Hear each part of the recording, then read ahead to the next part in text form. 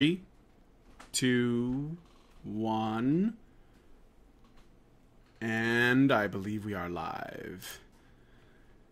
In Chatelet, my niggas, and welcome to Polecat Cast number 126. Jesus Christ. How did I not know that was coming? I don't know. That's not Jesus. Jesus is a lot older than Brian. A lot. Polecat Cast number 126, PewdiePie. The race war, skill shaming, and hooking up with Nazis, where our stealthy polecats ferret out the best feels, funnies, and what the fucks to discuss Slam Bam Badger style. Mind your spines for the cringe, hold on to your sides for the lulls, and keep your chemo at the ready for this cancer. Today's Polecat panel consists of Max Darrett, Simpsonskin, and definitely not Professor Zoom. By the way, I'm starting to run out of yellow characters. Dude, don't worry about it if you repeat it. You've gone on so long. I love it. Against humanity. What did he do, you ask? Did he kill a hooker after letting her pee on him? Did he recruit young children as joining ISIS? Did he murder a girlfriend with a pistol in the wake of championing feminism while on mushrooms? That's just a random scenario that I'm just pulling out of my ass. No, my friends. He dropped the mother of all bombs, the N-bomb. Hold on to your butts. I'm very excited. Nagasaki? No. Yeah, close. Nagasaki. I am very excited for the new side-scrolling platform shooter Cuphead, which has a really cool retro-style animation akin to Fleischer Studios. Unfortunately, it seems to have what some are calling the dark souls of tutorials, as even veteran game journalists of over 15 years struggle to finish the brief intro level. Guys, a jumping dash is hard, and it's only for players that are MLG as fuck, you know what I mean? Lynn Orletsky, a high school math teacher, has kicked some students out of her class for wearing a Make America Great Again t-shirt, comparing them to Nazi swastikas. The Trump derangement syndrome has mutated, my friends, and it is stronger than ever. Do you need further proof of Trump derangement syndrome? Look no further than Corey Lane, feminist, progressive, and still with her. So then why does she consistently date and have mind-blowing sex with Trump supporters despite her hatred for them? A young single mother has beaten her 8-month-old baby with a wooden spoon and has threatened to throw her baby from a balcony to police. Her punishment? 2 years good behavior bond and a $500 fine. No, really. And finally, our bonus story for the patron-only after show. They used to scoff at the idea that taking the red pill would wake those to the truth, the fact that there is a lot of information being kept from the general public that needs to be explored. The media, academics, and activists thought it was a silly notion, and those who purport it should be shamed, dismissed, destroyed. But now folks are getting sorted, woke, and red-pilled all over the internet. They are cleaning their rooms and breaking the conditioning. The opposition seems to be losing ground, or at least they don't have as much control over the narrative as they used to, and they don't know what to do about it. They could examine the information that the red-pilled provide, or typically discuss, and perhaps provide counter-evidence, reason, arguments, and that kind of thing. You know, stuff that's worth something. But no, it would seem that they are instead going to target the phenomenon itself and try to stop it from spreading. And we'll be reading an article about just that, how to stop the red pill influence. Anyway, if you would like to participate in our after shows, either as an audience member or a participant, please consider becoming a patron at www.patreon.com/honeybadgerradio. So, welcome everyone to the show. If we haven't already been demonetized, which I'm sure we have. So, let me go. It really seems like you're trying to do that. Like, what was it, the thing that you were doing where you changed all the language? Oh, I was trying to reach out to our people that only speak Pidgin, because we may have a Pidgin-speaking audience. I mean, it's what the BBC does, so, you know. Okay.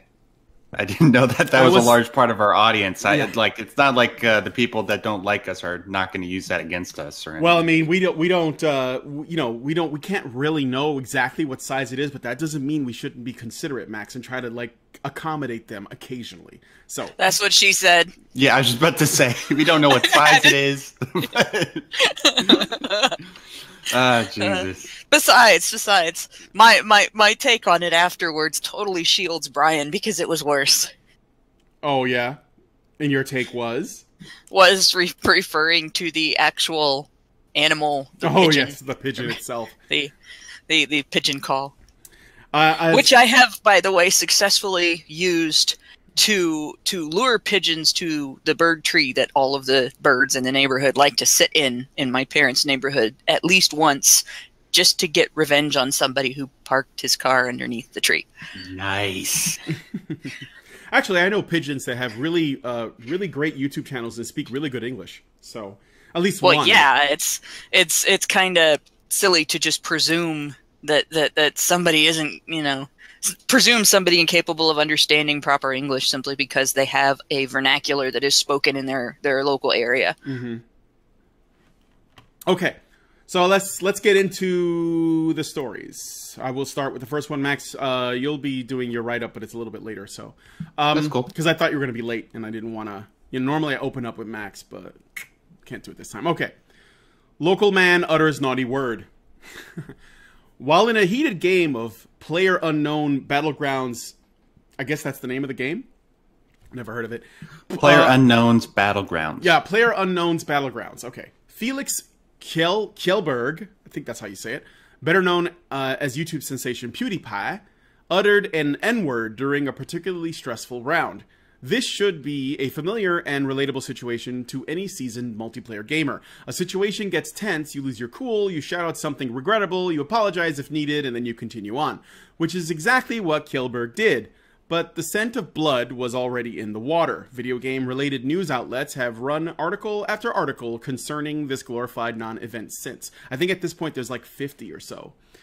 Where the situation becomes interesting is when Sean Vanaman, a member of video game developer Campo Santo, who are most notable for making the game Firewatch, decided to get involved. Herp de derp de derp. This is my chance to virtue signal.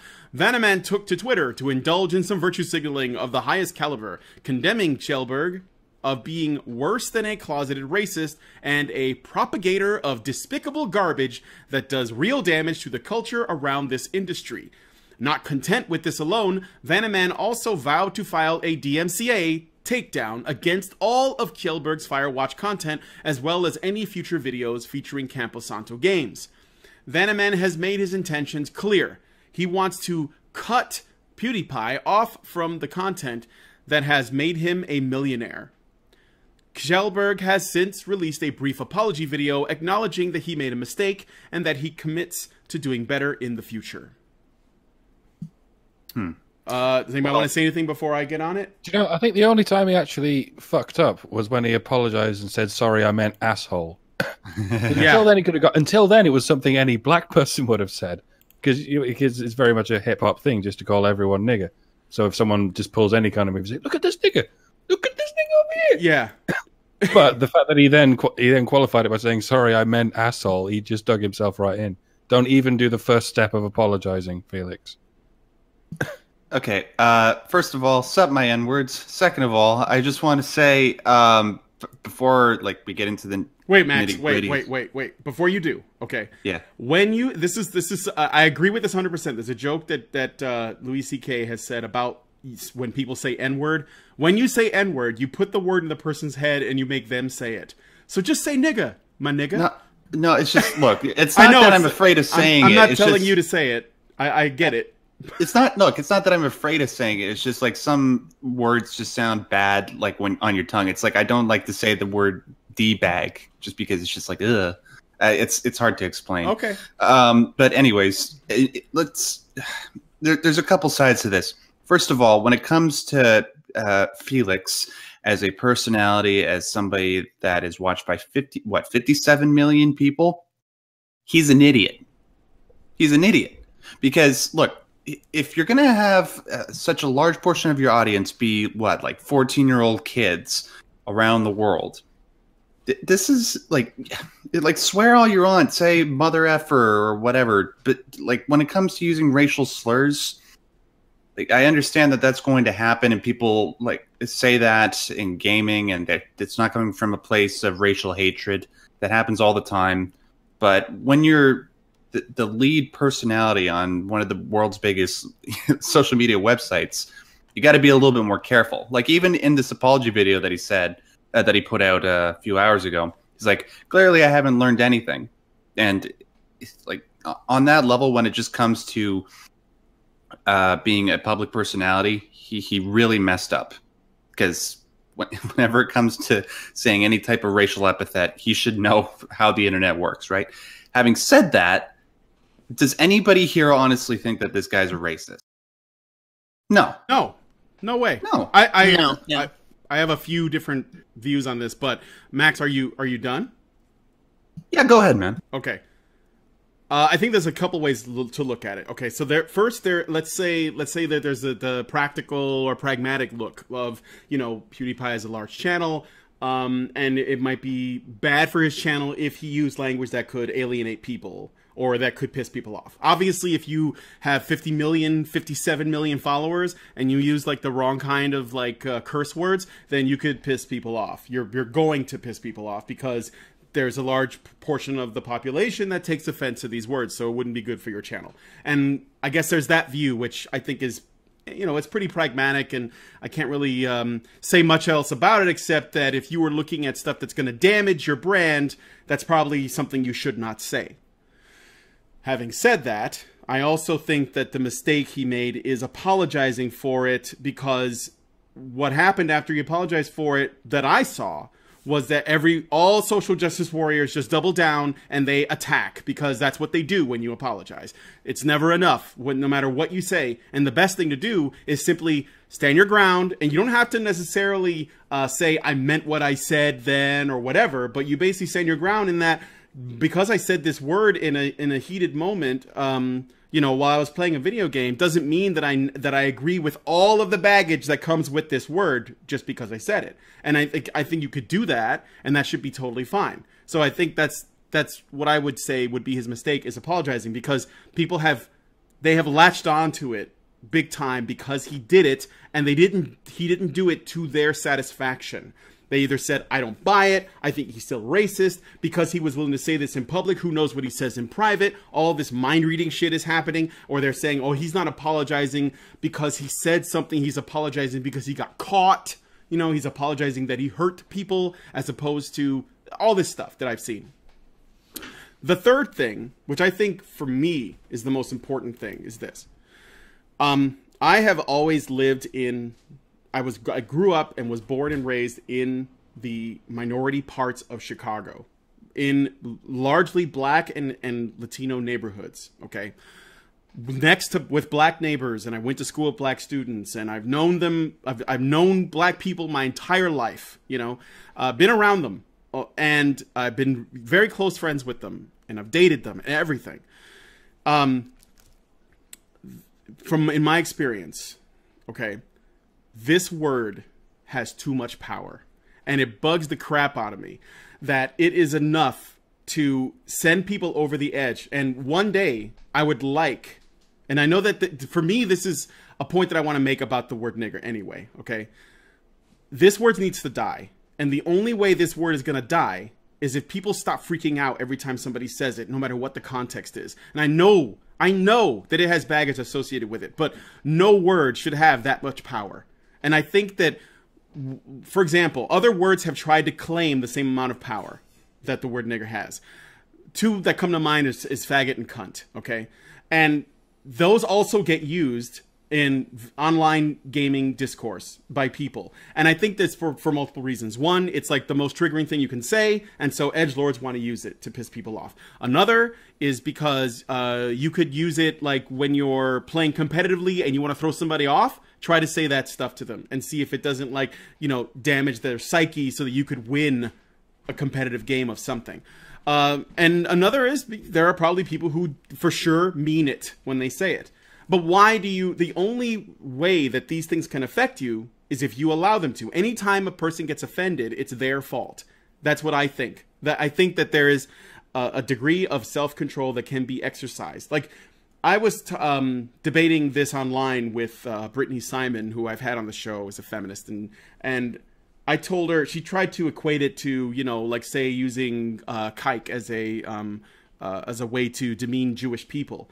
And the way I see it, and this is just somebody who grew up around it, and I heard the word a lot, most of it used by people in the black community, okay, against, either as a term of endearment or as a term of offense or as something that's completely neutral.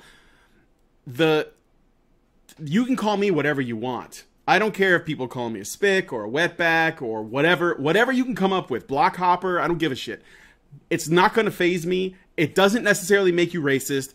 It doesn't have any effect on me at all. And what I would weigh that against as a comparison is if somebody just says the word nigger in casual conversation, or they say it online because something made them mad, or they're trying to be an edgelord, or they're fucking LARPing, or whatever it is, okay? I would find that completely, like, inoffensive. Like, it wouldn't affect me at all. Even if I was black, it had no effect on me. However, if somebody was actually, and this is where I think it gets tricky because you have to be careful with people that police language. There are people who could make actually extremely dangerous calls for violence or genocide or, attacks like that are verbal, that are significantly more damaging without actually saying a foul word at all. They could do it and that would be considered okay, while this would not, or at least people would be less sort of less prone to react so emotionally and viscerally to it. So for me anyway, I think this word is one of those things that the more that we treat it like a taboo, the more powerful it gets. And I think that the only way we can take power away from it is for us to be able to essentially use it with absolute freedom and liberty. And I think that what would happen is it loses its taboo and then people become less interested in saying it. Go ahead, Max. Sorry, sorry to interrupt you, dude. Just one quick thing. To all the people that are sort of being trigger happy with the dislike button because of what I said, look, I agree with everything that Brian says. I think that the word needs to lose power. I'm just saying that when it comes to like a PR, from a PR standpoint, I'm just saying, like, if you're going to say racial epithets and you have that large of an audience, like, I agree. How do you? I agree with that because I said that in the beginning. I said the first thing is there's like the pragmatic sort of, is this going to damage my brand? Is this bad for business? Is this going to hurt my channel? Like there is that, right? And I think that, right. He's basically thinking about that. That's why he probably, once he said it, you could see that he was like, shit, I wish I didn't say that. Not because I wish people didn't figure out I was closeted racist, more like, oh, this is going to piss people off, right?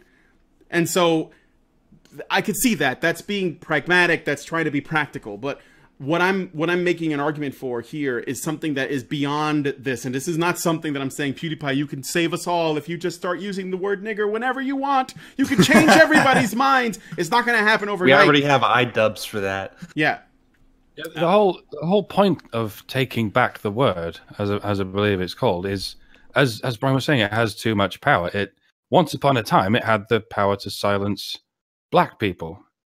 So the tactic black people took was not to try and censor it, but to run in the opposite direction and use it all the time, use it to describe each other, invent an entire branch of music in which the second most common word is after the. And sort of this is the end result, or at least the end result would have worked. Unfortunately, we've gone right out the other side, and now that same word has the power to silence white people. There are generations of white kids who grew up, listening to hip hop and movies, and in some cases, growing up in black neighborhoods, or largely black neighborhoods, where they hear the word nigger over and over again for their whole lives, and so they repeat it once, as anyone would. And then boom, they're racists, and all this fucking hysteria goes on. Black people took the word back, and now they need to share it with everyone, including white people. Can you do that for us? Yeah, that's a very good point. What really needs to happen if this word is not going to be given greater power than the civil rights movement, it has to go the way that fag went on 4chan. And it's not necessarily that we have to go around calling everybody that. But I love that. What happened with I love that how they took fag and it doesn't mean anything, unfortunately. Yeah. That's great. And it's pretty much gone across the net. It doesn't mean anything. I just got into an argument about this with a social justice warrior on Twitter yesterday. That they were trying to make something of the word fag. And I mean, I've been actually hit with that term, even though I'm a girl. When I was in high school, I hung out with the skaters. And I came from a small town. I've said that a million times, I think. They were not really all that popular. In fact, they were really the bottom of the social totem pole. I actually think they were below the nerds. But I was fascinated because what they did, when they did it well, it took a lot of balance and coordination, and I couldn't do it. And I had great balance and coordination on the monkey bars and up in trees and everything like that. But as soon as there was something moving underneath me that wasn't a bicycle, it was all gone. And so I photographed them the same way that I photographed other sports. And I didn't have the same prediction capacity with them that I did with other sports because I hadn't watched skating as much. So I got a book to learn about the different types of tricks and you know what was common to go from and to and so on, and interact with them more. And you know, they were already my friends. I was already hanging out with them anyway. And I got better at photographing them. But there was a library book, and I had it at school with me. And of all places, in my calculus class with the nerds who should have known better because they got shit on for being nerds, somebody wrote in black permanent marker on the cover of that book, "Skater Fag." And I had to buy the book because the library wasn't going to take it back with that on it, you know. And of course, I went off on the whole class when I found it at the end of class. We had gone into groups, and I had walked away from my desk. And when I got back to my desk, that was what confronted me. They'd moved it from the lower in the pile of books to the top of the pile, so I would see it, written that on it, and put it so I would see it. And it was kind of cool for me to watch, you know, on 4chan as the word fag just kind of disappeared. Not that it was not used, but that it became irrelevant. It was a God, I can't think, a suffix, you know, a suffix. It's no longer a full word. It's just part of other words now, and it doesn't mean anything in and of itself because it just floods the discussion, and it's gotten to the point where it just means person, and I would love to see that happen with nigger. Not that it's necessarily needs to just mean person, but that all of the potential sting is taken out of it so that no matter what intent you have behind using it, you can't hurt anybody with it. You can't do shit to anybody with it. I would love to see that happen, but it's certainly not going to happen. It's not going to happen when you have a double standard on the idea of taking it back. You're not taking it back if you say it only doesn't mean anything when black people use it. And you're not taking it back if you say when it gets used, it only is talking about black people. So you have to, you can have one or the other. You can have this word is so bad, we have to ban it and nobody should ever say it. Okay. You know, if it's that ugly and that mean and it can't be redeemed, if it's an irredeemable word, it's an irredeemable word. Throw it out, stop using it, nobody use it. It sucks. But if you got this idea of taking it back, you have to at least, you know, go whole hog on that. Because you can't take anything back if you still afford it a degree of power when somebody uses it that is not the right person. And you know, yes, PewdiePie was an idiot for saying that word. You know, it's not something that you just use lightly in a circumstance where it still has that degree of power. And you're dealing with a brand. You deal with things the way they are, and you work towards the way you want things to be. You don't just say, well, I want things to be this way, and I'm going to live as if they are when they're not. But at the same time, the reaction only makes it worse. The reaction doesn't vindicate anybody. It doesn't really change anything about PewdiePie or the use of any particular language or even whether or not it's deserved for anybody. All it does is perpetuate the ability to use it as a bludgeon. Yep. I have a couple more things to say on this. One is, to your point, I think that, it's one of these things that we can't covet it, because that does obviously give it more power. There was a clip someone sent me from the old 1960s Star Trek, so like the original Star Trek show. And it was a brief clip where, for whatever reason, Abraham Lincoln was on the Enterprise, and he was like meeting, people that were on the crew, and Captain Kirk introduces Lincoln to Uhura.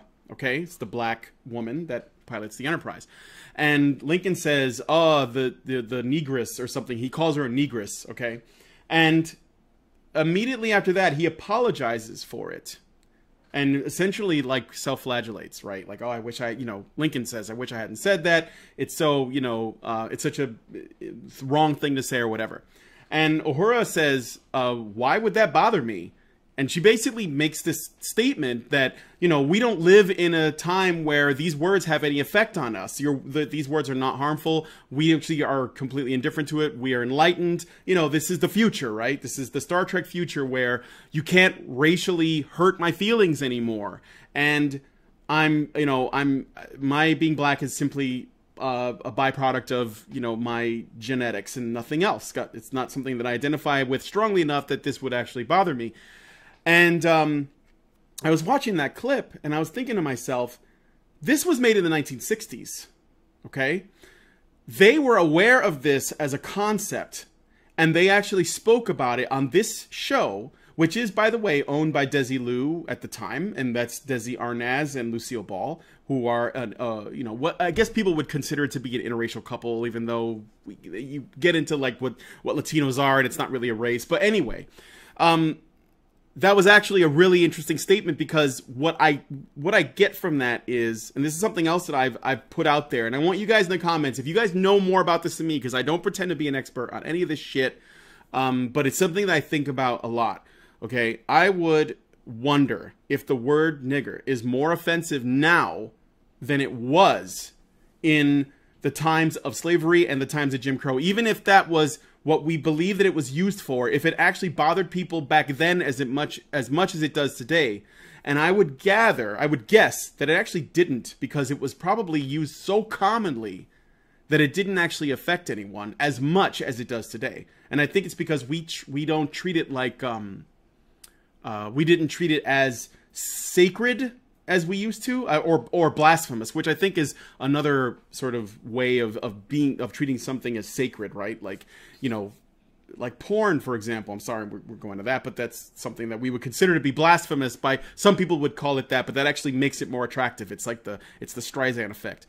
So that's something else that I would put out there. If you guys in the comments can correct me or want to co-sign on that or whatever, just say so. It's just something I've been thinking about. On top of that, I got a super chat from Cool Guy. He gave us $5 Canadian, and he says, I was on Sargon of Akkad stream, and he was talking to Felix in DMs. Allegedly, his original plan was to lay low and let it blow over. So he was planning on not saying anything and waiting, but he decided to come out and make a video, which, again, I say never apologize to these people. It never works out.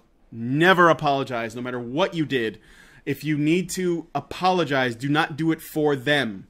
Do it for an individual that you may have hurt, or, for yourself or whatever.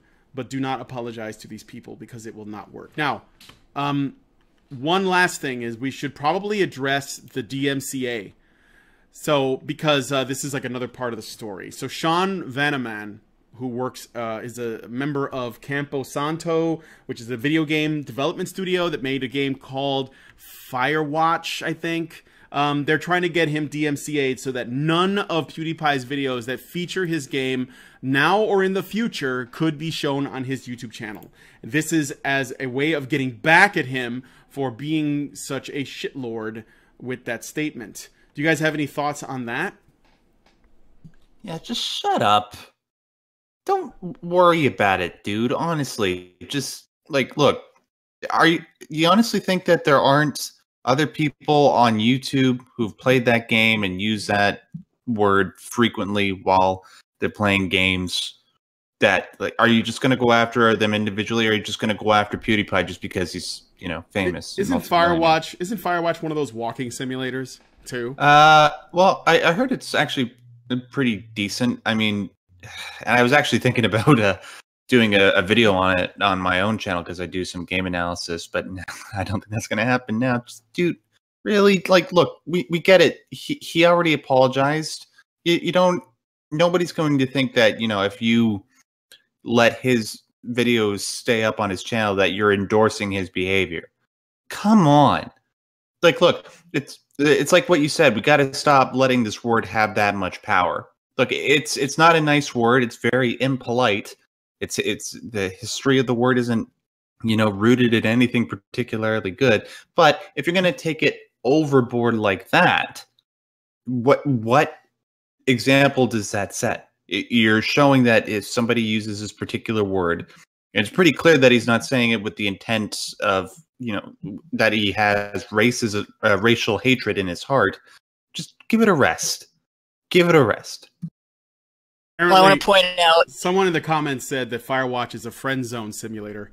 I want to point out something with regards to the whole copyright thing.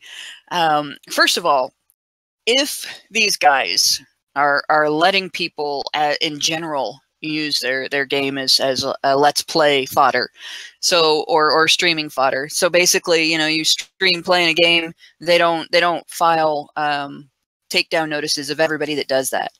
And to me, I would think that'd be kind of stupid, because it would you know, keep people from taking an interest in their game as much. But they're not doing it to everybody that plays. Then copyright isn't the right argument for this. They could condemn the use of the word, and they'd be well within their rights. We don't want our game associated with this language. We oppose this, blah, blah, blah. That's their business. They have every right in the world to feel and say about it, whatever they do. But the idea of going to use an accusation of violating criminal law, because copyright law has got criminal connotations, at least in the United States, that becomes a problem when they're using it as a bludgeon in a social argument for a number of reasons. Like, first of all, if you determine that streaming your play of a video game is a copyright violation, you have eliminated an entire genre of streaming and videos. All of the Let's Play demonstrations, gone. All of the fun streams, gone. Everything that has to do with demonstrating and discussing video game play, tips, tricks, anything, gone. You can't do it because it's a violation of the game creator's copyright. So they're not just making an accusation, you know, oh, we think this guy's a racist and we don't want to be associated with him.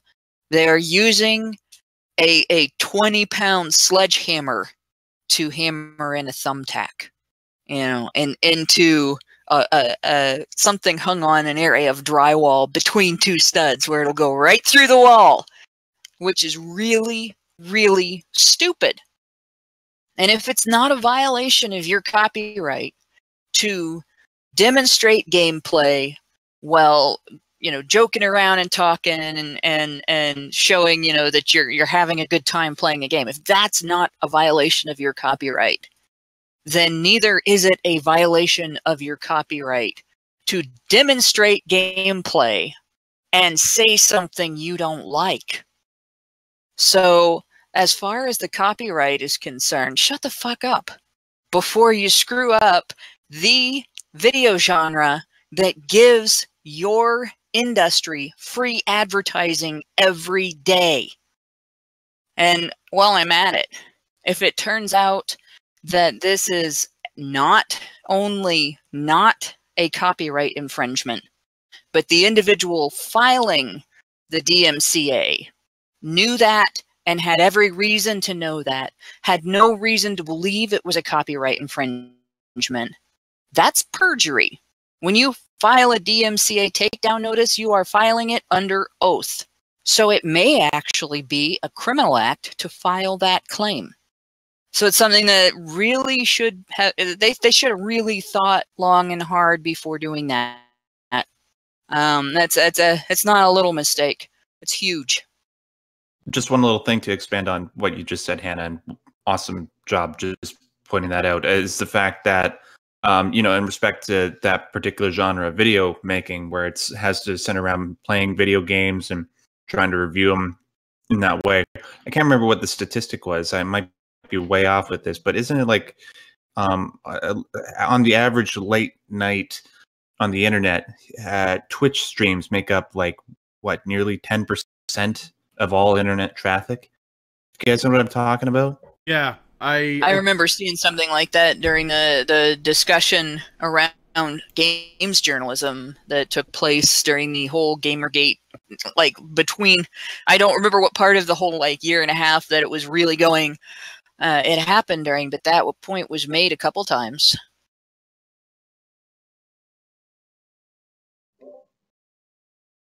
Are you done, Max? Yeah. Sorry. Yeah, I was done. By the way, in the meantime, Sarkeesian is still using game footage, either stolen from another channel or just Hitman game footage of John McIntyre throwing a hooker into a box for some reason. She's using game footage, second and third hand, to basically lie about those games. Not even a scratch on her. Not even in the gulag. She wouldn't notice if she was in the gulag. She's already disabled all the features. Yeah. By the way, I looked up this Twitch thing. Apparently, it is on, typically, it's fourth in peak internet traffic. It's the fourth sort of website. So after Netflix and Google and then Apple comes Twitch. So basically, people go Netflix, Google, Apple to watch movies, TV shows, and stuff like that, and then Twitch to watch gaming. So it's actually obviously the biggest gaming one, but it's actually the fourth largest, period. That's crazy. Google may include YouTube. Yeah, because YouTube's not listed, so. If you want to kill Twitch, just absolutely kill Twitch. Establish streaming gameplay as a copyright violation. As a criminally actionable copyright violation. Twitch will be dead. That'll be it. No more Twitch. All right, so I guess there's not much else to do. Let's move on to the next story. Sometimes I swear these people, these social justice warriors that get offended on behalf of people, or they get really angry at influential figures like PewdiePie, I think that there's like things at play. Like sometimes I think they like to see these people that get really big, they like to see them fall. So they actually revel in when they make these mistakes so they can like pounce on them. It's like trying to take down a Titan and you just see like a weak spot. And the other thing is, sometimes I think that when I look at the way that the wording of their posts is, where they say things like, you know, I'm sick of this child getting more and more chances to make money off of what we make. He's worse than a closeted racist. We're complicit. We've made money off of this 5.7 million views the video has, and that's something for us to think about. You know, stuff like that. Sometimes I think they're lashing out at their dad. Like, just seriously, it sounds like there's some weird anger towards parental figures going on. I don't know. All right. Anyway. Wait. Yeah. You're saying that social justice warriors have parent issues? I think so. Wow. I know. It sounds crazy. I've actually been thinking about this a lot, especially when it comes to, and I've been looking into it somewhat, when it comes to their obsession with representation in, you know, games and film and stuff like that. Sometimes I think it's because of parental issues. Like they're looking for artificial role models. They think that because they lack them and that they want to see it, you know, in their media, that they think everyone else also wants to see it that way. This is another reason why I think I notice a lot. Have you ever noticed how often social justice warriors reference Harry Potter? And it's kind of ridiculous. It's actually really annoying too. And I wonder, it's like, what the like? It could be a discussion about real serious political issues, and they will reference Harry Potter, and it's like, what the fuck does that have to do with what we're talking about? And I say this as somebody who is, you know, pretty knee deep in geeky culture stuff myself, but it's just an observation. So I'm not gonna like get too committed and you know, necessarily plant my flag here, but it's something that I've been looking at. So anyway, Next story. The skills that pain the shills. While at a preview event for the vintage looking platformer Cuphead, veteran games journalist Dean Takahashi of the website VentureBeat finds himself the subject of widespread internet mockery after a 26-minute video surfaces of him struggling to play the game. Takahashi takes nearly 3 minutes to complete the incredibly brief tutorial, getting stuck numerous times despite the instructions being laid out in front of him, like really simply. Takahashi then proceeds to spend the next 23 minutes failing to beat the first level, not even making it more than halfway on his first attempt. Takahashi's questionable performance has rekindled a debate surrounding an age-old question. Should video games journalists be good at video games? Takahashi's fellow games journalists were quick to come to his defense, claiming all those daring to question his skills must be gamer-gators, harassers, and even Trump supporters because, you know, reasons. Others in the industry have been less charitable. Marcus Notch Person, I hope I'm saying that, of Minecraft fame stated, "I have to assume that this is some kind of elaborate clickbait. There's just no way," after seeing the footage. Even John Bain, Total Biscuit, stated, "Invariably some journos came out of the woodwork to defend the awful Cuphead player. Of course they did. Competence is anathema to some." This isn't Takahashi's first gaffe in his 25-year career as a games journalist. 25 years! Couldn't play Cuphead. Jumping dash. In 2007, while covering Mass Effect, he misrepresented the game's combat severely and revealed that he didn't know how to level up. In 2011, an article discussing the game Warhammer 40k Space Marine, he claimed the game's design was a ripoff of Gears of War. The glaring fault in his logic being that Warhammer 40,000 predates Gears of War by nearly 2 decades. Takahashi's response to this was to state, "This post is not research-backed journalism. I walked into a room, looked at a game, and offered what I thought about it. I've been doing that professionally for about 15 years.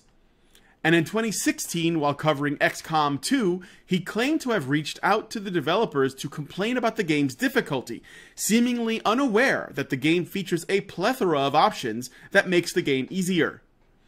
Ultimately, the sentiment expressed by most gamers when answering the question, should video game journalists be good at video games, is that they don't need to be amazing at them, but they need to be good enough. John Total Biscuit Bain sums things up best. You just need a basic level of competence. Basic. If you lack that competence, you essentially start misrepresenting the game badly, which is an actively harmful level of incompetence." Well, the first thing is, if you are a journalist, and not just a journalist, but a niche journalist, you cover a specific area.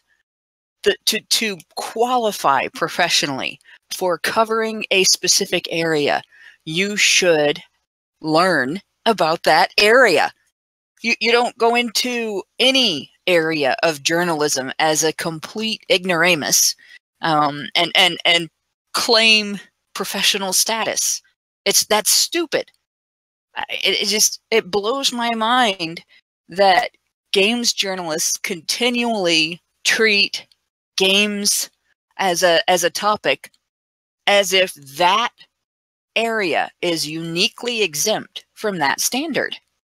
You wouldn't have a journalist whose specific area of coverage, for instance, is medical research, not have any knowledge or understanding of how research is done, or what medicine is used for, how doctors operate, how they work, not how they do surgery, but how they work, and what standards they're subject to and things like that. You certainly wouldn't expect somebody to go write for magazines that cover automotive technology if they didn't know jack or shit about cars, and they didn't know jack or shit about working as a mechanic. They don't have to be an expert. They don't have to have a degree in it. They don't have to have 20 years in the field doing the job. But you have to at least know the thing that you're writing about. That's just basic. It's elementary. It's not ridiculous to have that as a standard. And just because the thing that is being written about is viewed by the majority of the population as a hobby that people do for fun, even though it has a professional end, that doesn't necessarily change that. It's still a standard. It's still a requirement. It blows my mind that these people have this idea that because they are covering a fun time activity, should be exempt. That's just standard journalism. And this idea, I've been doing that professionally for around 15 years, he says. Professionally, for 15 years, he has been admittedly winging it, phoning it in, not doing his job professionally for 15 years. And that's his excuse? I've been getting away with it for 15 years? That's his excuse? That's embarrassing. That's even more embarrassing than playing the game badly because you couldn't understand the instructions, because you didn't pay attention to the instructions. It's almost like Gamergaters had a point. Holy fuck! I know. And by the way, this this and the PewdiePie thing, obviously there was like lots of people that were basically saying this is a problem with the game culture in general, with the PewdiePie thing that was attributed to, oh, this is what gamers do. And this is also being talked about in there are articles and opinion pieces and editorials written about this that are basically saying things like, let's talk about, what do they call it? Skill shaming, and how that's a problem. Because what you're engaging in, if you basically say a game journalist should be competent and perform a goddamn jumping dash to a platform, which is basic as fuck, that is skill shaming, and that people should they shouldn't engage in it because it's bad. It's badong. Okay, look, you fucking idiots. Listen to me. I understand that maybe Dark Souls isn't exactly comparable to Spyro the Dragon, okay? Obviously, there's going to be some level of skill difference between people that play games. So, assign certain games journalists to certain games. If, I don't know, like you have a greater preference for story-based games, then assign them to games like Portal. Or games like, I don't fucking know, like Firewatch, just because that's on the table. Or Life is Strange and other walking simulators or bullshit narrative games. Exactly, games. Yeah. Like, we don't expect you guys to, like, obviously there's going to be assholes who are like, oh my god, you couldn't ask first level Dark Souls. Where it's like, oh, I can play Dark Souls with a fucking Guitar Hero controller. Yeah, those guys are assholes, okay? But when it comes to understanding what games are and how to recommend games to the gaming audience, you got to be able to comment on stuff like how the game controls, how it feels, and how the interactive experience is for the player. If you can't do something as simple as a jump dash, then maybe you're in the wrong fucking industry. 15 years, Max. 15 years. I'm going to have a Tim Minchin moment here. You know what we call journalism that's not backed up with research? Blogging. That's the difference between a food journalist and a foodie. A food journalist doesn't have to be a brilliant chef, but they at least have to be competent at tasting the food. A foodie just walks into a room, looks at the food, and offers what they think about it. A useless, pretentious waste of everyone's attention. Takahashi, whatever your name is. I've only just heard of you. Yeah. There was something else I wanted to say about that, too. Shit, it was about the skill shaming aspect.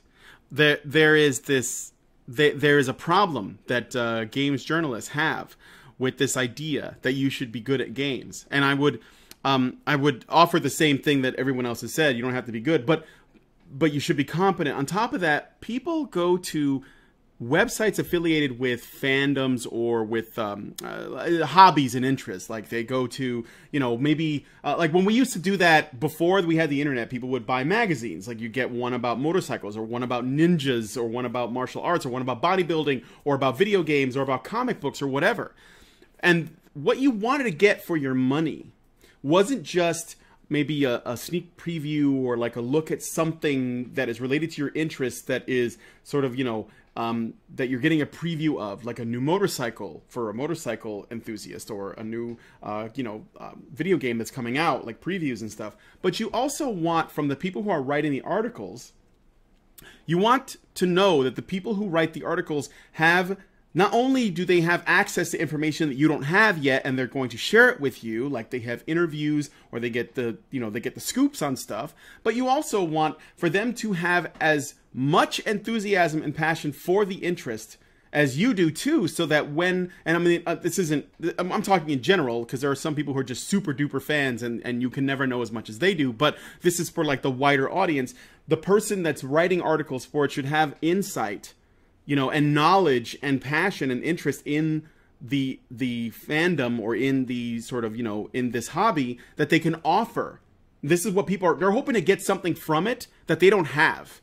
So when you see somebody that cannot get through a demo, and you expect them to talk about games, and they're not able to do it even on the most, like, the basic shit, then you cannot count on them to actually be able to talk about this thing that you're interested in. Because there's a good chance they don't know what they're talking about, which has been demonstrated by the fact that they aren't able to get through the fucking tutorial level. So again, you don't, like, there was somebody in the comments said that they watched some video or stream where some guy played Dark Souls, finished it without getting hit by one enemy one time. And they said they contemplated the piano death after that, which is, I think they're referring to my preferred suicide, which is the piano falling on my head while I'm eating a sandwich. But that's obviously what we don't need, per se. Obviously, you don't need to be that good. But if you're going to review Dark Souls as a reviewer, you should be able to finish the game so you can talk about it. And in order to finish the game, you have to be decent enough at it to be able to finish it. And you don't have to, we have people of different skill levels. So, if the Cuphead doesn't look that hard, at least the part that he was not able to do didn't look that bad. So I'm just basically adding on to it. The reason why people, they want journalists or commentators of their interests to obviously have an interest in those interests, like a genuine one. So people watch Comic Book Girl 19 not because they think she's cute or they like her pink hair, but it's because she knows about comics. She knows about them inside and out. So they watch her for that. They don't want to watch, like, or go to websites that review comics that don't read them, that don't like them, that would rather be doing something else. And you can tell they're phoning it in. They don't want that. So you're going to get rightful, pushback, criticism, insults, whatever, because you're taking people's money and you don't deserve it. That's basically it. That is something else. You nailed something else about niche journalism that I didn't make that point earlier, and I should have. You go into an area like this because you're passionate about the topic.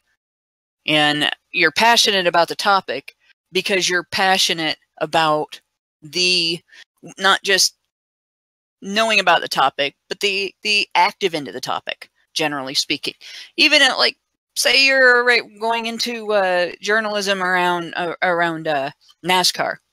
You don't necessarily have to be passionate about being a NASCAR driver, but you would be a passionate NASCAR fan to be a NASCAR journalist. You should know something about cars. You just should, like you should know something about cars. Yeah, but like it was sports guys. Even more than that.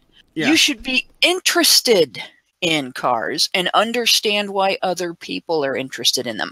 And you should be interested in racing and understand why other people are interested in racing.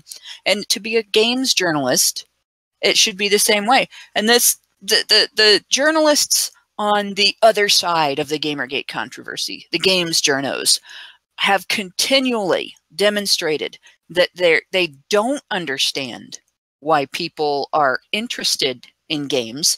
They don't understand why people are passionate about games. They don't understand why people play games. They don't understand why it's a hobby that people engage in extensively, versus the filthy casual end of it, which I pretty much fall into now due to a complete lack of time, and have for years, unfortunately. But they don't understand that, and they don't understand the professional end of it at all. Because if they did, they wouldn't treat it the way they treat it.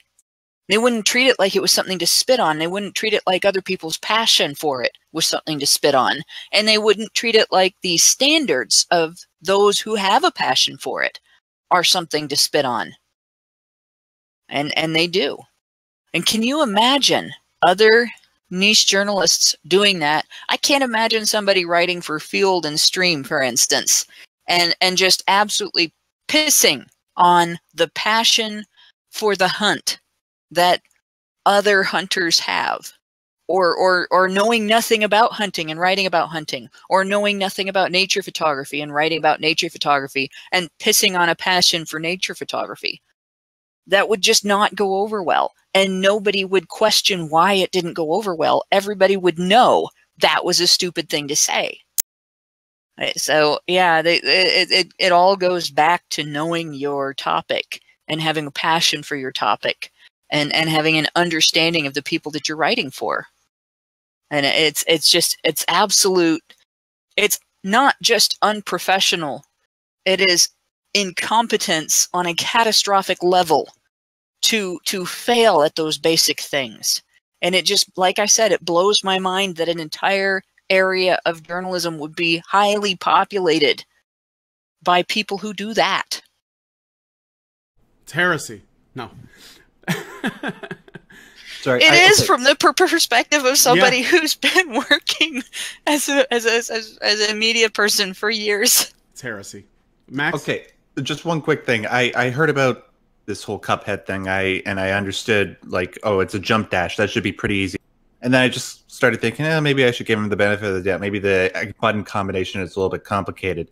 And then I watched the video just now while Hannah was talking. I'm like, are you fucking kidding me? All you have to do is hold down the right stick and press the A button and then press Y at the top of your jump. Yep. Fucking hell, dude. That's what I'm saying. It's a jump dash. It's all it was.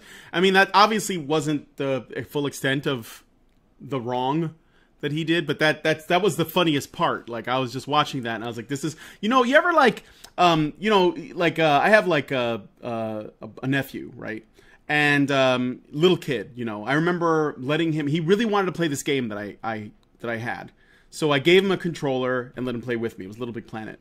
And he was really little, right? Have you ever like let a little kid play a game that you're pretty good at and watch them struggle? And you know that they're children, so you don't get angry at them, but you do get frustrated watching them play, and you just want to tell them, just press this and then do this, and then you'll be done. It's like this little, it's like an artificial obstacle that they can't get past. It's not like a pit or an enemy. It's just a wall and you need to climb it, or something. Or it's just like a simple instruction, like press up to climb the ladder, and they don't know how to do it. But they're not actually frustrated because they're like 5 and they're just having fun because they're moving something on the screen and colors.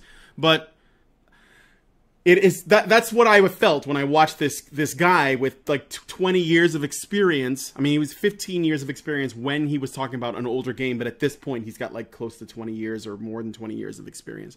Watching that is just unthinkable. That's like my mother could make that jump. And she has not played video games since we had an Atari 2600 in 1973 or whatever it was. So it was more like 1979. So yeah, that's just it. It kills me. It kills me. Can you imagine if this guy tried to play Crash Bandicoot? Sorry. Well, he probably would give it a 1 out of 5 because it's too hard and unfair. It's not welcoming to young new gamers. Yeah, honestly, it would be easier. And I can say this from experience. It's easier watching a 5-year-old. I've played video games with a 5-year-old. Well, he's not 5 anymore, but that's like I've said this before. My son partially learned to read playing Breath of Fire 3 with me. And all the games we played were old because that's what we had. I mean, we were pretty broke when he was little. But it really didn't matter because we were playing games together and it was fun. And, we played old stuff like that. We played Herc's Adventures. We played a bunch of other neat little things. And there was the whole point of playing together, there was the bonding aspect of it. And there was the fact that playing video games is just fun. And then there's the entertainment end of it, but there's also, like, I got to watch him face challenges and overcome them and deal with, you got the initial frustration, and then you've got the stick-to-itiveness where you, like, try the same thing over and over again until you get it, and you make it work. And, you know, so I got to watch my kid get good. And right now, I'm actually watching him play on mute because we're broadcasting. I'm actually watching him play one of the Kingdom Hearts games, and I don't know which one, but like he greatly enjoys that as well, and it's kind of cool because it's the same thing. It's exciting to watch somebody that you have an investment in them doing well, and in them developing that. You know, well, if I fail at this the first time, I'm going to try harder. You know, it's great to watch a kid develop that. It's totally different when you're dealing with somebody that is supposed to already have a degree of capability and treats being expected to have a degree of capability and develop a degree of capability and face those challenges as an unreasonable expectation. And that person is an adult. It kind of makes you sad. Can we get a hashtag trending? Dare it for Takahashi's job. Yeah, really, you could do it. Do you realize that thanks to games journalists, if it wasn't for like independent YouTubers and people that do like, you know, they just like capture video footage and post them as memes, if it wasn't for them, I might have actually bought No Man's Sky. I totally like dodged a bullet because thanks to the independent folks that weren't being paid off to essentially sell this shitty ass game to people, I almost bought No Man's Sky because I was totally interested until I saw that Jurassic Park clip. That fucking kills me. If you don't know it, just look it up. It's funny as fuck. For No Man's Sky, just look up Jurassic Park No Man's Sky YouTube, and you'll know exactly what I'm talking about. But shall we move on to the next story? Yes, sir. Okay. Sounds good. Georgia teacher kicks students out of class for wearing Make America Great Again shirt. Where does freedom of expression begin and end for students at a public school? For Lynn Orletsky, a River Ridge, Georgia high school math teacher, she decided that students who wore Make America Great Again shirts to her class were not welcome and ended up kicking the students out. Orletsky told the students, "Just like you cannot wear a swastika to school, you cannot wear Make America Great Again like that." By saying this, Orletsky is comparing someone wearing President Donald Trump's campaign slogan to Nazis. An anonymous source from the high school told Turning Point News that Orletsky was fired and that the school was searching for her replacement. The school's principal, Daryl Herring, reportedly informed teachers that they should be informed on all federal and state laws restricting political activity amongst teachers. Yes, kicking your students out of school is a political activity because you're doing it over a fucking shirt. This story is only the latest in a string attempting to link Trump and his supporters to Nazis. Unfortunately, this time an educator was involved, but thankfully students were able to record the encounter. I would argue, writer of this piece, Andrew, that educators are definitely involved. And they're definitely still involved to this day. So, well, to use her logic, give you the floor. To use her logic, you know, having her teach kids is like having kids. Sorry, could you hear what I just said? You broke up a bit there, Max. Try again. Yeah, sorry. Having her teach kid is like having... What the hell's going on with my mic? The internet does not want you to make your point. Try one more time. Try one more time. Hello? Yeah, go ahead. Okay. Having her teach kids is like having Nazis teach kids. I feel like there's a Holocaust going on in my brain, my brain cells. It's the gulags, that's all. It's just the gulags. Yes. All right. Well, yeah, Hannah, go ahead. I was going to say I want to make a point on this. This is something that it's been addressed in other situations, not necessarily on this show, but it's been addressed in other situations as a students' rights issue.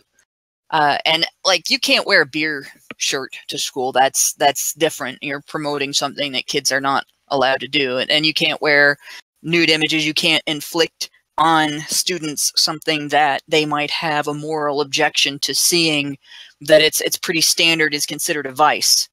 but support for your nation's president is an entirely different thing. And I doubt anybody got kicked out of school for wearing an Obama shirt. I doubt anybody's been kicked out of school for wearing a shirt promoting support for any politician in the past that had been elected to office and was in office at the time that shirt was being worn. And the reason is, just like you can't get kicked out of school, of public school, for going to church on Sunday, you can't get kicked out of public school for not going to church. You can't get kicked out of public school for being black or white or any demographic of people. You should not be kicked out of school for being Democrat or Republican or Libertarian or Communist, for that matter. You have a right to an education as a student, or as a student-aged person growing up in the United States, whether you're 5 or 15, up until high school graduation. We pay taxes for that education. We pay into that system. Every citizen in the United States is entitled to partake of that system during their youth. And to discriminate because you disagree with someone's political opinion is reprehensible. It is saying that somebody cannot be educated. It's saying that you're attacking somebody's right to access to a service their family has paid the government to provide. And they don't even get a choice. You get taxed if you live in a community, whether you have kids or not, whether you work in that community or not, you get taxed regardless. If you have an income, you pay into that system. And it's the fact that we have educators who feel entitled to discriminate in that manner demonstrates that we don't just have a serious issue in politics. We also have a very serious issue in teacher education. They're clearly at the university level in teacher education not getting across to educators what their job exists to achieve. As an educator, you are there to give your students the opportunity to develop their skill at literacy, at arithmetic, at writing, and at the higher levels, at an understanding of science, at an understanding of history, and at an understanding of the arts. That is why you do that job. And if that's not the primary reason you're there, and discriminating against somebody on the basis of a political belief that isn't even a political belief that should be looked down on because it's a belief in supporting your nation's leader, that demonstrates that you have no understanding of what your job is for, and you shouldn't have gone into it in the first place. Well, a couple of points. Remember, for those of you who are just tuning in, or maybe you may have missed this, this was a math teacher, not a history teacher. So this person actually had absolutely no basis to bring up this as a point of contention. Not that a history teacher has, you know, the ability or the authority to throw kids out of school for wearing a shirt.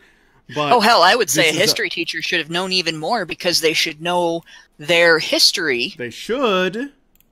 But, and they should know exactly why this is, to borrow a social justice term, problematic. They should.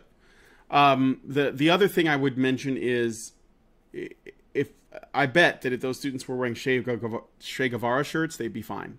It was something that I thought about when I saw this article, because I noticed that there was something I've said this before, but something I thought about. I think that wearing a MAGA hat or MAGA merchandise in the United States, specifically in like big cities where, you know, the voting blocks are usually majority Democrat, I think that's actually dangerous, because I've actually considered, you know, buying a hat just for the fuck of it, right? And then I thought, I don't think I should wear this in public. Seriously, I think it's actually dangerous to wear that. But if I did go get like a Che Guevara shirt or one with like the, you know, Soviet logo on it, or some like Karl Marx thing or whatever, I probably have no problems. I'd be fine. Even if there are people who genuinely were disgusted by the fact that I was wearing it and they like knew what that stuff meant. You know, if I had like a Castro shirt or something, and they actually were disgusted by it, I doubt that I'd actually have any problems. At the most, people might approach me and try to begin a spirited dialogue, to which they'd probably quickly realize that I was wearing it to see what the response would be, which is something I've actually considered doing. But Make America Great Again stuff, I think that shit's dangerous to wear, actually. And I think it's really fucked up that it is, because it's just a slogan. And it's actually been made incredibly, how do I put this? It's like so triggering that I think that people could be in danger. Like if I put it on and I walk through a college campus, yeah, I'd run into some problems. Pretty sure. I think that says something. So, I mean, hell, I could get a bike lock to the forehead from one of the professors. Just a random example of something that might happen. Not at all based on anything that actually has happened. So, I just thought I'd share that with you guys. That's my thoughts. Anybody else have any other thoughts? Because it's super quiet and I'm just talking right now. Okay. I would just say that I think, like, whereas I would probably get a bike lock to the head, I think you might just get a stern talking down to. Oh, yeah, perhaps. Or maybe I'd just get told how I'm a race traitor because of... you know, because I did that. Although I will say this, I think that if I did, I could actually be, if there was going to be violence enacted against me for wearing an offensive shirt, like, or hat or whatever, like this one, I bet that actually it would probably come from Latinos that would be extra angry that I was a race traitor. I think there's actually a pretty high chance of that, to be honest. And that's one of the things, and I know this is not entirely related, but this is something I got to say, because I noticed that whenever there is, you know, social justice outrage on the internet, and there are people that are, you know, like the people who went after PewdiePie or whatever it is, there's always this, like, weird kind of thing that comes up from skeptics and anti-SJWs and stuff, where they say, oh, it strangely comes mostly from white people, and their white social justice warriors are the ones that are usually the ones that get upset, like upper class or whatever. I will say outright that there's truth to it, but it's not the whole thing. The people who minorities typically get the most shit from, if they're not towing the line, is other minorities of their same group that do not want them. And it's actually some of the most vile shit that comes from them. And that is, I've seen it, you know, they call Uncle Juan, Uncle Tom, whatever. You know, they're ruthless against their own if those people do not fall in line. And so I think that it's like it's a segment of the regressive left that I think needs to get more criticism that doesn't. And maybe people like me need to be the ones to do it. Because as a minority myself, you know, I don't like to use that term because I don't like the baggage that comes with it. But I'm just saying that the whole, like, you know, typically the biggest problem with minorities that don't toe the line comes from other minorities from their community that want them to, that demand that they do, and they will demonize the shit out of them. They will beat them up. They will be violent against them.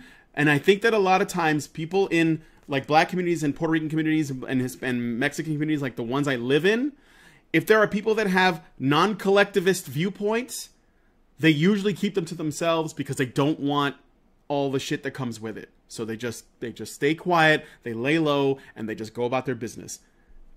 So yes, I just want to put that out there. That is a problem, and I will call it out as often as I need to, because the whole, like, it's mostly white people thing, you know, that bothers me, because while it is probably mostly them, that's more got to do with the fact that they're a majority population than anything else. But I think that there's definitely people in minority communities that are worse toward their own people for it. Although probably not so much with Asians, because I notice that they don't tend to buy into the whole victim thing. But that's probably just cultural more than anything else. Anyway. But that's all I wanted to say. Max, you wanted to say anything else? No, I was just about to say you're the man, bro. Oh, well, thank you. I try. There is one other thing that ought to be pointed out here.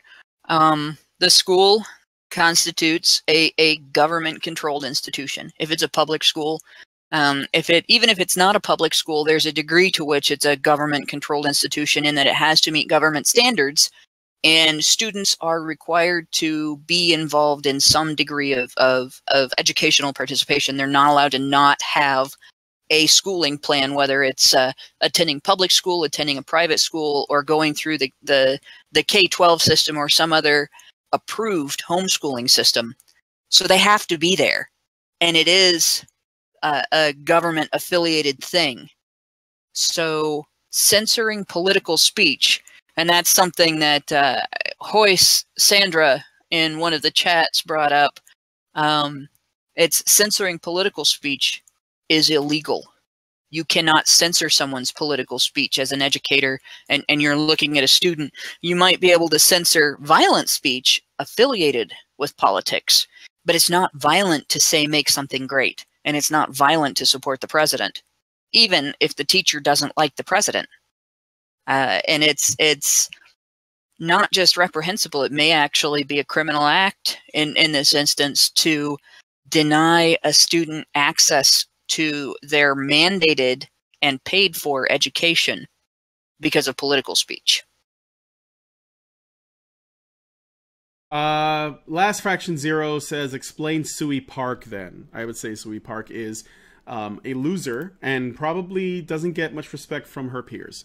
And that is why she is a professional victim.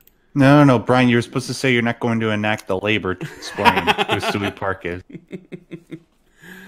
That's code for she's a loser and probably does not get the respect of her peers.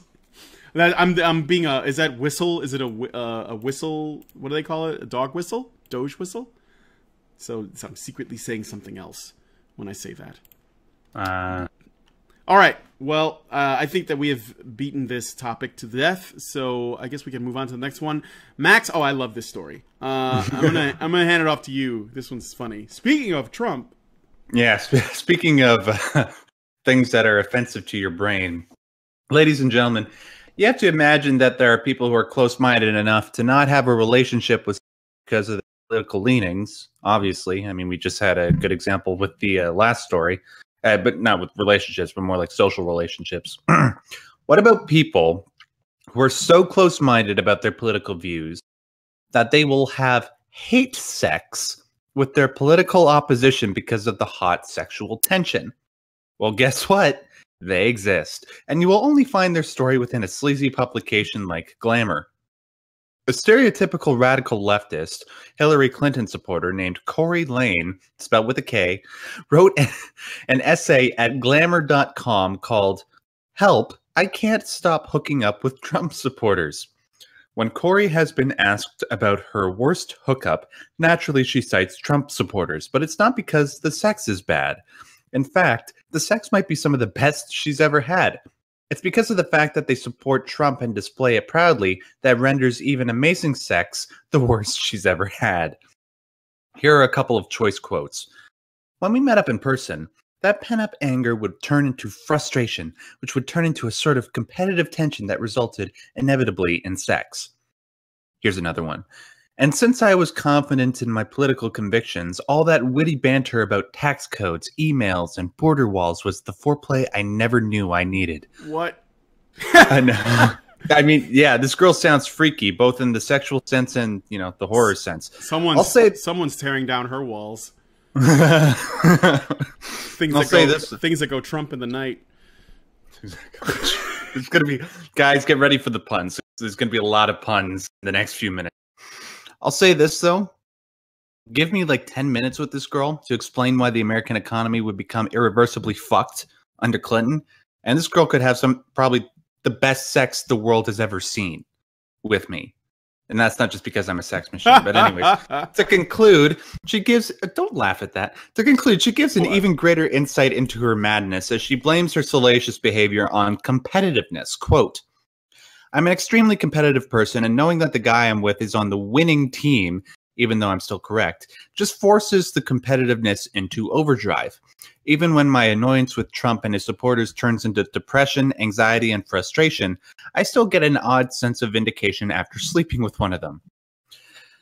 At the end of the article, she recommends hookups with people who have opposite politics to you because they, in her own words, are great opportunities for quote-unquote excellent hate sex.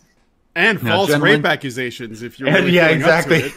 I was just about to say, gentlemen, if any of you ever happen to have sex with a woman named Corey Lane, allow me to recommend a couple things, okay? Obviously, use protection.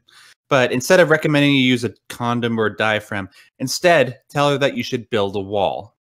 If you want to get a little more intense during foreplay, ask her if you can grab her by the pussy. Before you pull down your pants and whip out your commander-in-chief, make her anticipation grow by telling her it's going to be huge. It's going to be huge. And finally, right when you climax, make sure to scream a hearty and soulful, "Make America Great Again." Especially if her name's America. That'd be good. Brian, you have successfully used these tactics in the past. Please confirm this to our lovely audience. Well, first of all, you don't ask if you can grab them by the pussy. You actually, they have to. They let you do it. They let you do it. When you're famous and rich, they let you do it. So make sure that she asks you, in fact, begs you to grab her there. And then you know you've achieved making her sex life great again. And also, how many dimensions of chess is Trump actually playing here? Because he just made a Hillary supporter's sex life improved from. I bet he did that on purpose. That was part of his plan. He was like, this girl, she looks really unhappy. I'm gonna make her life better. When I become president, she's gonna find that my supporters, they have the best sex, and she's gonna have some of it, and she's gonna hate them, but she's gonna be confused, and I love it. It's gonna be great. Believe me. No, I don't know. I just think this is really funny. It tells me that she's really fucked up in the head, though. Seriously, seriously, she's fucked up in the head. Actually, she's pretty normal. Okay, have you ever? She's just a woman. I get it. Okay. Yeah, I was gonna say, have you ever read any of the really salacious writing for women that is women's substitute for porn? I know. That's basically like the Christian Grey. This is like the Christian Grey character is the Trump supporter. Yes. That's just it. There is a fairly common, I don't know whether it's attitude or fantasy of not necessarily being forced against one's will, but having all responsibility for one side of the sexual encounter overshadowed by another person's domineering personality, or in some other way, that you've got a clash between the two, and you're crossing this clash to have sex and so on. It's the topic of a lot of these books, and it's like I've had friends say, "Oh, you got to read this one, you got to read that one," and I get about a third of the way into it, and it's really not. If it's not a book with some sort of adventure to it, other than sex being the point of the book, it's really not my thing. And I don't mind a book that is a horror novel or an adventure novel or sci-fi or fantasy or something like that primarily, and it has a romance in it. And I don't even care if it's graphic. It can be as graphic as the writer wants, and it's fine as long as there's a great story to go along with it. But a lot of these books, the story is boy meets girl, girl hates boy, boy becomes obsessed with girl, or girl becomes obsessed with boy, and so on, and it goes from there. And there is a clash, and there is a, God, I hate this guy, and then they end up together, and they end up hate fucking and all that shit. And that's actually a common female fantasy. But Hannah, she said in the article that that's not what it was. I mean, she said that it's and a lot of women say you're not listening when they mean you didn't acquiesce. How dare you decide to have your own opinion after I've stated mine? Women don't say what they think most of the time. And that's one of the reasons why other women hate the women of the Honey Badger group, because we say what's on our mind. We're blunt about it. We don't play mind games. you know, except for maybe with them because it's fun to watch them foam at the mouth. And that's abnormal. That's one of the things that makes us gender atypical. And one of the things that gets us accused online all the time of being men. And that's just the way women are. I don't know if it's a thing that's trained into a lot of women socially or if it's a high estrogen thing, but it's very common behavior. And that's all this is. This is a woman having a fantasy that runs along the lines of these romance novels where the main character gets taken, not just wooed and seduced, but actually taken by the guy. And it's just short of rape. And, you know, that it's not necessarily an unhealthy fantasy, but it is an unhealthy behavior.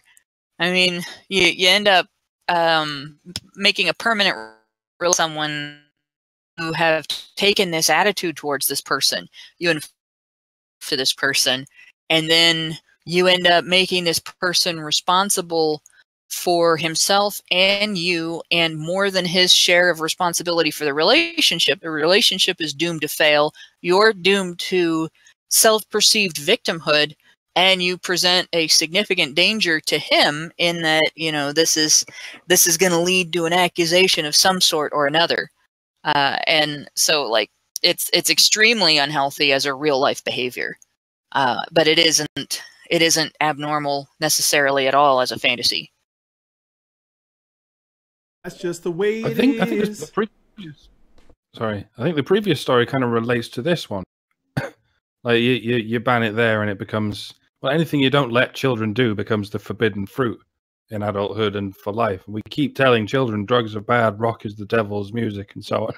Now we're telling them not to support the president. It's all garden of forbidden fruit you're planting, like in Barbra Streisand's front yard, if you will. Honestly, maybe if we leave these people their own devices, they'll Streisand everything except themselves and cause their own extinction. Yeah, I mean, I don't know. I think it is totally related. It's even a bit related to the PewdiePie one too. But because there is something about, and I think that women do typically have that, you know, where there's something about the person who they oppose that they also find fascinating and attractive. She says in the article that she would never be in a relationship with a Trump supporter. But I wonder if, like, enough encounters with these guys, if this is, you know, assuming that everything she's writing is true, would make her positions on things at least more nuanced, because some things are going to stick if they actually have these discussions and she's talking to people who actually know how to make fucking arguments. So maybe she's just saying that now, but, you know, somewhere down the line, she's going to be like, holy shit, I'm glad I got enough dick to change my mind on some positions. And I don't mean sexual positions. Although she probably changed her mind on those too. But I guess so. If there's nothing else, we can move on to the next story. Are you trying to suggest that people that lean right have better sex, Brian? I don't even know. I don't particularly think that, but I think that would be an interesting study, though. Well, one thing. People who are assertive probably have better sex. That's what I was going to say is it's probably got less to do with politics and more to do with personality. And people who tend to be assertive are probably that know what they want, that kind of thing. I think that first off, that's just more attractive to women too. The people who establish boundaries and know what they want, they're upfront about their beliefs, and people who are openly Trump supporters are likely the kind of people who don't care about consequences as much, which is related to the thing, again, the previous story, with the thing where I was talking about where, you know, I think that wearing a MAGA hat in a big city could be dangerous. And there are probably people who blatantly do, and maybe nothing happens to them.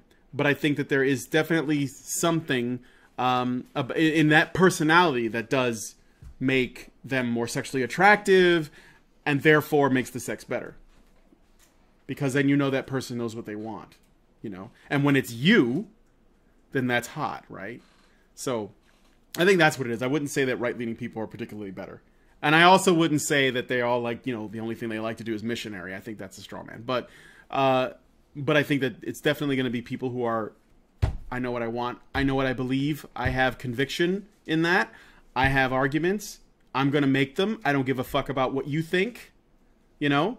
Like, these guys went on a date with this woman. That says something about them, too. That they were willing to do it despite their political differences, which apparently she wears on her sleeve, unsurprisingly. So, that probably makes them more appealing, too.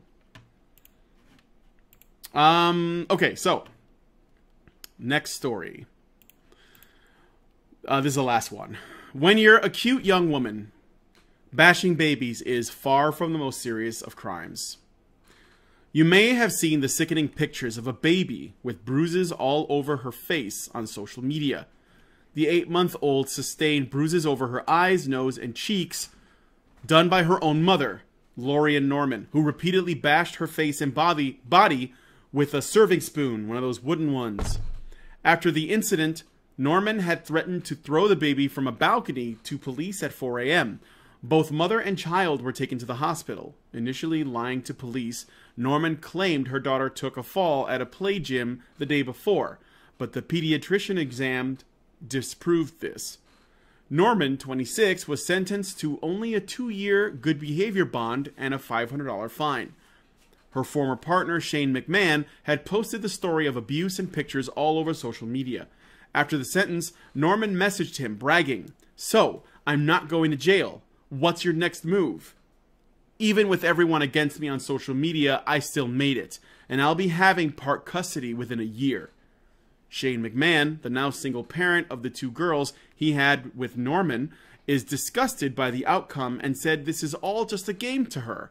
Norman had faced a maximum sentence of 13 years for aggravated assault, but is now free, the judge stating her crime was, quote, "far from the most serious," end quote.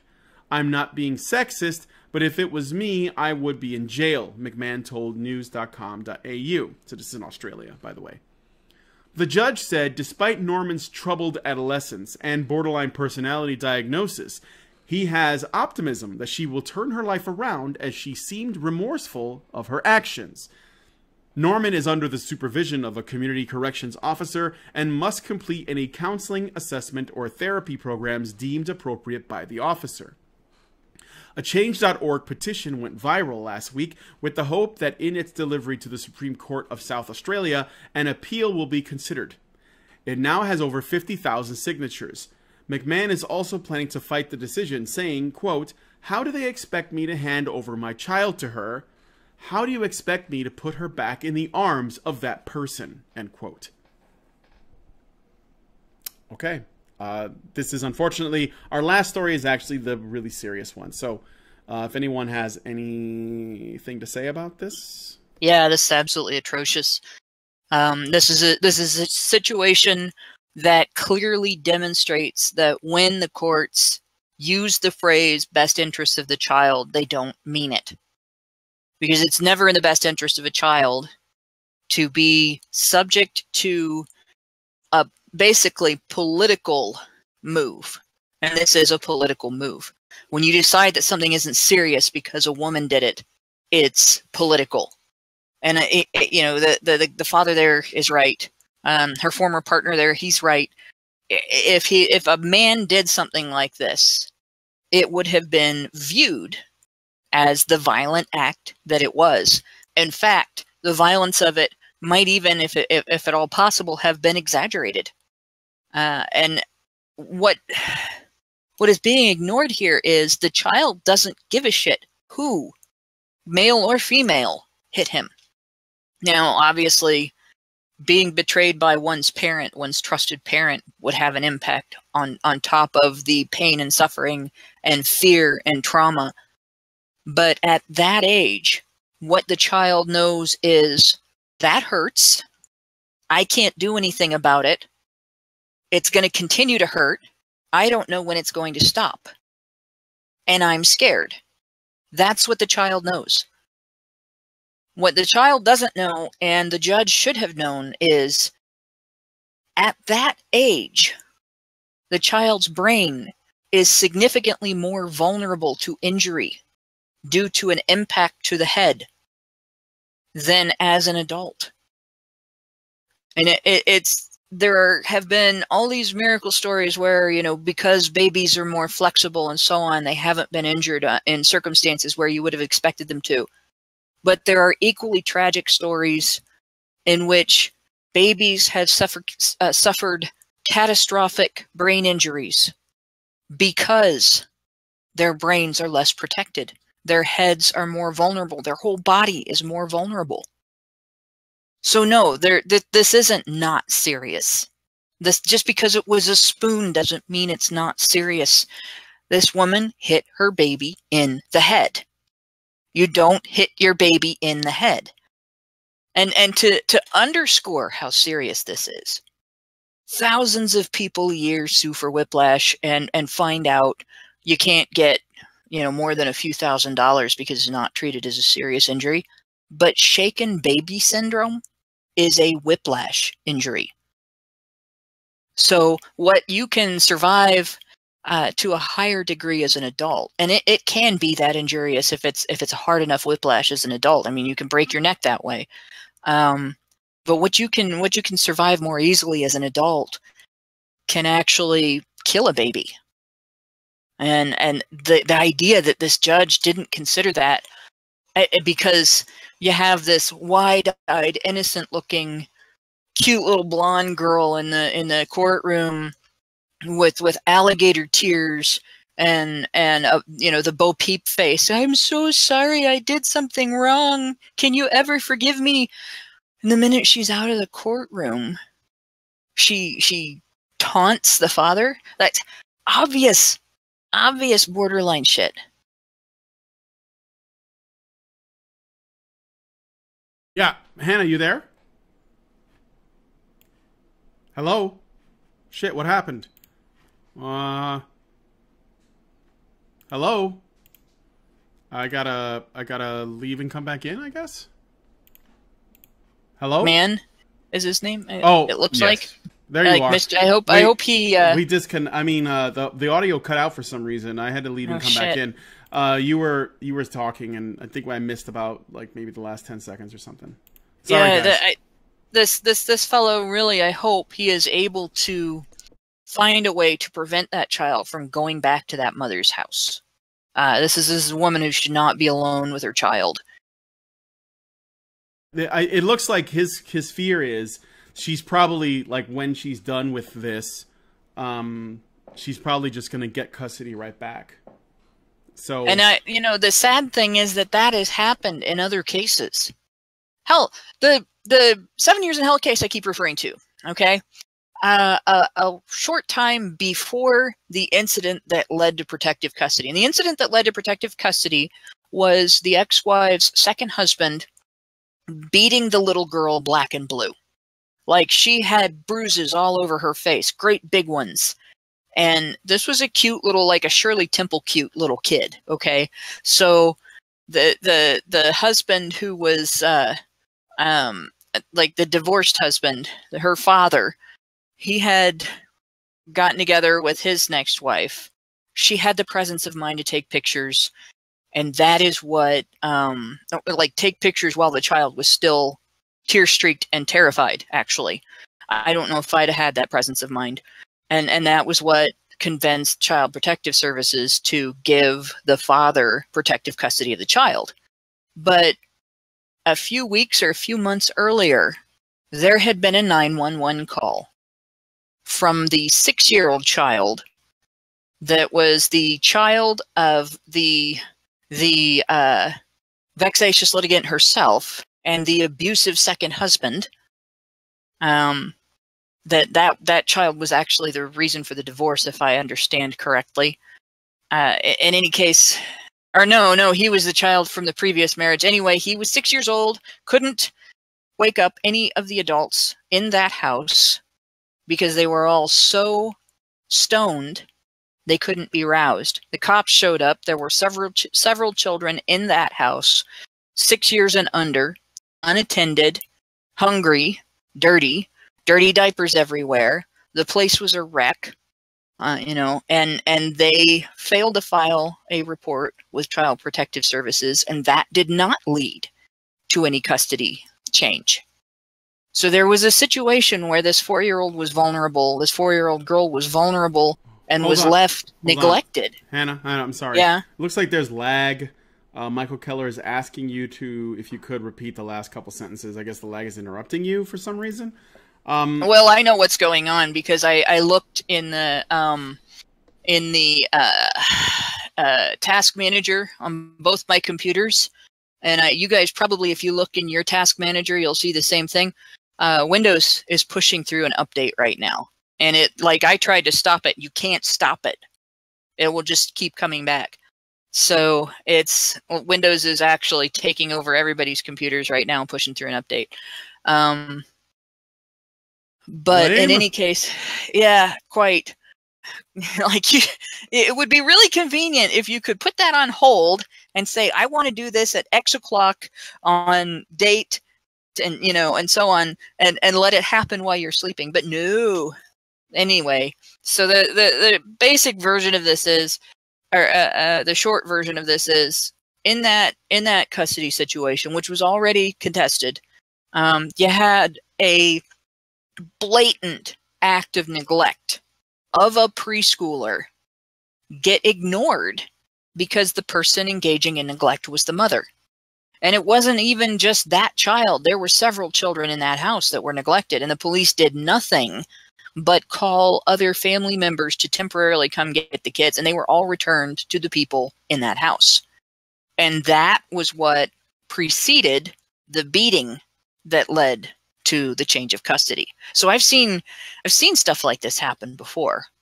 I've seen kids returned to mothers that were convicted of beating them. I've seen kids returned to mothers that were convicted of allowing them to engage in truancy.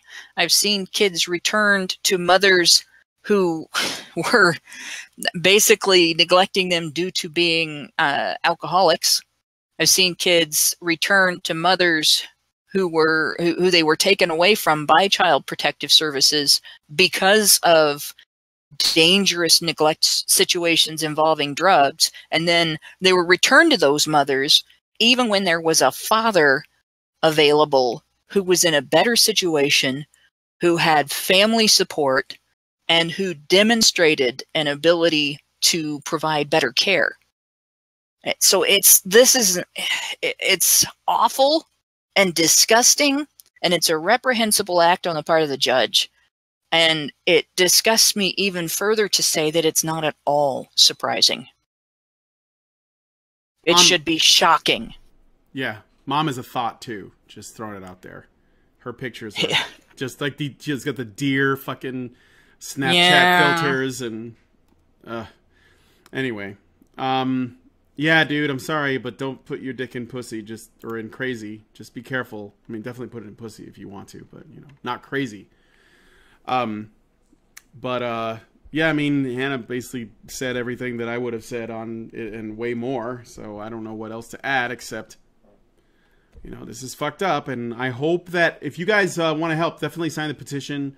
Her case should be looked at again. Nobody should be getting off that easily for something this serious. Imagine if a man had done that to his baby. Even with the same amount of force, it doesn't really matter. Because when you're looking at someone that is this vulnerable, it doesn't take much to do some serious and potentially permanent damage. So, would a man have gotten the same sentencing? I seriously doubt it. And for the young men in our audience that you're still dating, you haven't settled down, and you're thinking about actually doing it, obviously, the MGTOW have a point in and of themselves there. But if you're looking for a partner, this underscores 1,000 point the importance of vetting for character. Behavior that you wouldn't accept in a male coworker or your brother or one of your male buddies, that you see happening from a woman, you shouldn't accept it from her either. It's not just okay to vet a potential partner for character. It's your responsibility, especially if you ever plan on having kids. That's all I got to say about that. Learn how to identify thoughts and avoid them at all cost. That's basically what we need. We need the people that can coach other men into spotting thoughts so that you can avoid them. That way these things won't happen as often. So if anybody knows of any thought detectors, let us know. Someone who can read thoughts. But I guess that's it for this story, unless somebody else wanted to add anything. And if not, then we'll go ahead and close out, because that's all of them. No? Okay. I guess we'll close out. So before we do, I just want to show you guys the article we're going to be looking at for the after show. It's called How to Stop the Red Pill Phenomenon from Spreading by Chelsea Kendrick. Can we stop the red pill from poisoning others? And we'll see what she has to say. But in order for you to join us on that, you'll have to become a patron. Go to www.patreon.com/honeybadgerradio to become a patron and join us on the after show. For those of you guys who are running into lag or any issues with streams, I noticed that ever since we've been moving to this new model, and this was in the wake of what happened with us with YouTube, we've been having more lag. I don't know what it is. I actually have my internet is really good, and I've never had issues with this in the past, really. So this is not my internet connection. This may have to do with the fact that we're streaming to multiple platforms. It may be something up with YouTube. You could also watch us on Twitch, on Ustream, on Livestream, on Facebook, and other places. And if those platforms are more viral... One thing I will say... Okay, go ahead. I have noticed an increase in lag problems watching YouTube on specifically Firefox. So apparently Firefox and YouTube are having a lover's tiff of some sort lately. Yeah, that's true. But, I mean, I think a lot of people probably use Chrome. I do. And I don't run into issues watching other people's streams that much, although Aiden had some issues yesterday. But I do see that I have problems running streams, and I am using Chrome right now. So I don't know if it's that, or if I should try. The thing is, the only other browser I have is Microsoft Edge, and I just don't like Microsoft Edge. So I don't know. Maybe I should try to use it. I will be getting I have a new machine I'm going to be putting together that's specifically for Honey Badger Radio, that is essentially just built for it. So maybe it'll improve things. I don't know. But what I was going to say is this stream is being recorded as a video on its own separately, so I can just upload that video, and that way you can watch it with no interruptions because it's just recorded locally, and then I just upload it as a video. So you guys could just come back to this later if the live stream is racking your nerves too much, which I completely understand and I apologize for. That having been said, again, if you want to join us for the after show, become a patron at www.patreon.com/honeybadgerradio. Please share your thoughts. I love looking at your comments on any and all of the stories that we talked about. If you have new insights or information, if we got something wrong, please point it out. We don't pretend to be experts on everything here. We just try to comment on what we do know, and there's always stuff that happens and new info that we don't have access to. So I totally welcome it. I also welcome discussion. Let me know what you think about every story. I want to know what you think about the PewdiePie thing. Do you really think that the word nigger should be should we ban it completely? Should we allow people to overuse it so it loses all of its taboo power? What do you think about the DMCA? Tell me about what you think about, this Cuphead business. How good should game journalists be? Should we push the get good meme on them until they get it through their thick skulls that they should be decent at games if they're going to review them? What do you think about the MAGA story? Is the Make America Great Again slogan so toxic that people, should not be able to wear them in public? What is the deal with that? How can we change that? And then, of course, your thoughts on all of the stories. This woman having sex with Trump supporters, the mother who beat her kid. Please sign the petition, by the way. Links to everything are already in the low bar.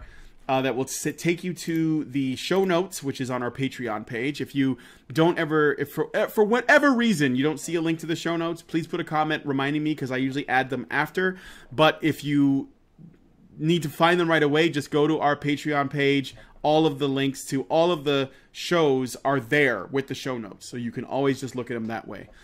All right, well, that having been said, I want to thank my co-panelists, Mike, Hannah, and Max, for joining me on the show. And I want to thank you guys for tuning in on all of the streams.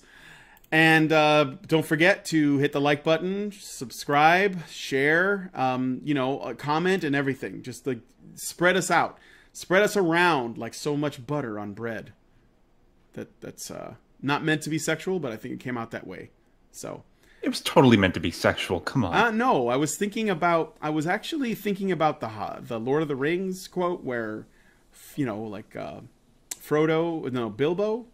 was basically saying, I felt thin, like butter spread across too much bread. And then I thought, well, it's not too much bread because we're plenty of butter. We want to be spread on all of the bread. So maybe it's not applicable, but I wanted to quote the movie. So I don't know. I was put in a weird place, Max.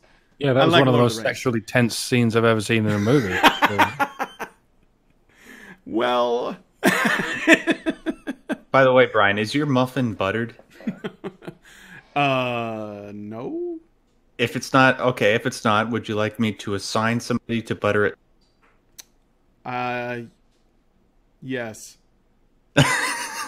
Yes, I would. I'm quoting Mean Girls in case anybody was wondering. Oh, I've actually never seen. I've never seen Mean Girls. I've actually been meaning to watch it. All I know is you go, Glen Coco. That's the only thing I know from Mean Girls, but I haven't seen it. So I went to school in it, so There you go. You lived it. Yeah.